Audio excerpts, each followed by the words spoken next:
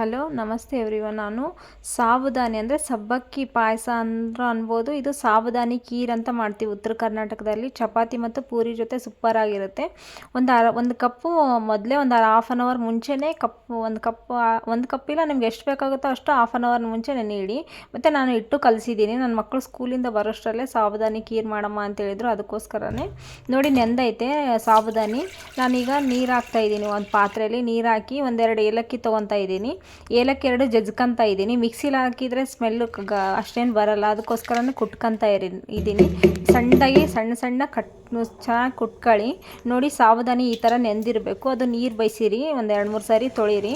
ತೊಳೆದ್ಬಿಟ್ಟು ಅದು ನೀರು ಒಯ್ದಾಡ್ತಿರುತ್ತಲ್ಲ ಪಾತ್ರೆಗೆ, ಅದನ್ನು ಸಾಬುದಾನಿನೂ ಹಾಕ್ರಿ ಅದಕ್ಕೆ.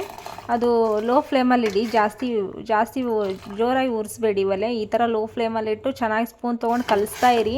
ಯಾಕಂದರೆ ಅದು ಅಂಟುತ್ತೆ ಬೊಗಣಿಗೆ, ಅಂಟಿದರೆ ಚೆನ್ನಾಗಿರಲ್ಲ, ಒಂಥರ ಸ್ಮೆಲ್ ಬಂದುಬಿಡುತ್ತೆ. ನೀಟಾಗಿ ಸ್ಲೋ ಫ್ಲೇಮಲ್ಲಿಟ್ಟು ಸ್ಲೋ ಆಗಿ ಕಲಿಸ್ತಾ ಇರಿ. ಈ ಥರ ಆಗಬೇಕು. ಅದೆಲ್ಲ ವೈಟ್ ಕಾಣೋದೆಲ್ಲ ನೀರು ಥರ ಆಗಬೇಕು ನೋಡಿ. ಈ ಥರನೇ ಕಲಿಸ್ತಾ ಇರಬೇಕು. ಸ್ಪೂನ್ ತೊಗೊಂಡು ಹಂಗೆ ಕಲಿಸ್ತಾ ಇರಬೇಕು. ಕಲಿಸೋದು ಮಾತ್ರ ಬಿಡೋಕ್ಕೆ ಹೋಗ್ಬೇಡಿ. ಲೋ ಫ್ಲೇಮಲ್ಲಿಡಿ, ಏನೂ ಆಗಲ್ಲ. ಲೋ ಫ್ಲೇಮಲ್ಲಿಟ್ಟರೆ ಅದಕ್ಕೋಸ್ಕರ ನೆನೆಸ್ಬೇಕು. ನೆನೆಸಿದ್ರೆ ಬೇಗ ಆಗುತ್ತಂತ. ನಮಗೆ ಎಷ್ಟು ಬೇಕೋ ಅಷ್ಟು ಸಕ್ಕರೆ ತೊಗೊತಾ ಇದ್ದೀನಿ ನೋಡಿ. ನಾನು 1 ಕಪ್ ಹಾಕಿದ್ದೀನಿ, 1 ಕಪ್ಪು. ನಿಮಗೆ ಬೇಕಂದರೆ ಜಾಸ್ತಿನೂ ತೊಗೊಳ್ರಿ, ಸ್ವೀಟ್ ಆದರೆ ಚೆನ್ನಾಗಿರುತ್ತೆ. ನೋಡಿ ಕಲಿಸ್ತಾ ಇದ್ದೀನಿ ನೀಟಾಗಿ. ಈ ಥರನೇ ಆಗಬೇಕು ನೋಡಿ. ಅದು ನೆಂದಿರುತ್ತಲ್ಲ, ಬೇಗ ಕುದ್ಬಿಡುತ್ತೆ. ನಾನೀಗ ಒಂದು ಸ್ವಲ್ಪ ಅದು ಬೆಂದಿದೆ ಅಂತೇಳಿ ಸಕ್ಕರೆ ಹಾಕ್ತಾಯಿದ್ದೀನಿ. ನೋಡಿ ಸಕ್ಕರೆ ಹಾಕಿನೂ ಹಂಗೆ ಕಲಿಸ್ತಾ ಇರಿ. ಅದು ಚೆನ್ನಾಗಿ ಆಗಬೇಕು. ನೀಟಾಗಿ ಹಂಗೆ ಕಲಿಸ್ತಾ ಇರಬೇಕು. ಕಲಿಸೋದು ಮಾತ್ರ ಬಿಡೋಕ್ಕೆ ಹೋಗಬೇಡಿ. ಇಲ್ಲ ಕಲಿಸೋದಿಲ್ಲ ಅಂದರೆ ಒಂದು ಪ್ಲೇಟ್ ಮೇಲ್ಗಡೆ ಮುಚ್ಚಿಬಿಡಿ. ಈ ಥರ ಮುಚ್ಚಿಬಿಟ್ಟು ಆಮೇಲೆ ಇನ್ನೊಂದು ರೌಂಡ್ ಕಲಿಸ್ರಿ ನೀಟಾಗಿ. ಚೆನ್ನಾಗಿರುತ್ತೆ, ಸೂಪರಾಗಿರುತ್ತೆ. ನನ್ನ ಮಕ್ಕಳಿಗಂತೂ ತುಂಬ ಇಷ್ಟ. ಚಪಾತಿ ಕಾಂಬಿನೇಷನ್ನು, ಖಾರದ ಐಟಮು, ಸಾಂಬಾರು ಪಲ್ಯ ತಿಂದು ಬೇಜಾರಾದಾಗ ಈ ಥರ ಮಾಡಿರಿ. ನಾನು 1 ಕಪ್ ಹಾಲು ತೊಗೊಂಡಿದ್ದೀನಿ. ಹಾಲು ತೊಗೊಂಡು ಎಲ್ಲ ಆಗೈತೆ ನೋಡಿರಿ. ಇದಕ್ಕೆ ಹಾಲು ಹಾಕ್ರಿ. ಗ್ಯಾಸ್ ಆಫ್ ಮಾಡಿ ಹಾಲು ಹಾಕ್ರಿ. ಯಾಕಂತ ಕೇಳಿದ್ರೆ ಅದು ಹಾಕಿದರೆ ಗಟ್ಟಿ ಬಂದುಬಿಡುತ್ತೆ. ಹಾಲು ಆಮೇಲೆ ಹಾಕ್ರಿ. ನಿಮಗೆ ಜಾಸ್ತಿ ಹಾಲು ಬೇಕಂದರೆ ಜಾಸ್ತಿ ಹಾಕ್ರಿ, ಸ್ವಲ್ಪ ಅಂದರೆ ಸ್ವಲ್ಪ ಹಾಕಿ.